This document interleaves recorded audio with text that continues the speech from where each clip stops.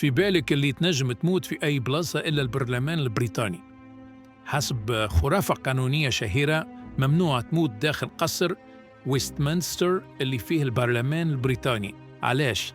خاطر أي حد يموت في مبنى ملكي يعتبر رسمياً أنه مات تحت حماية الملك، وبالتالي لازم يعملوا له جنازة ملكية حتى كان ما عنده حتى علاقة بالعائلة الحاكمة.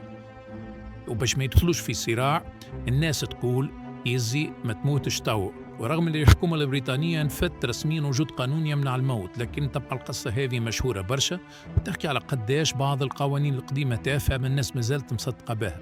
والمثير في قائمة كاملة في بريطانيا تحت عنوان أغرب القوانين اللي ما زالت موجودة، منهم قانون يمنع تمشي في الشارع ومعك سمكة حوت في كيس بلاستيك، قانون ما تبدلش من القرن 13. يعني مش كل قانون تحسه سخيف راهو مازال مكتوب رسميا. يعني في بالك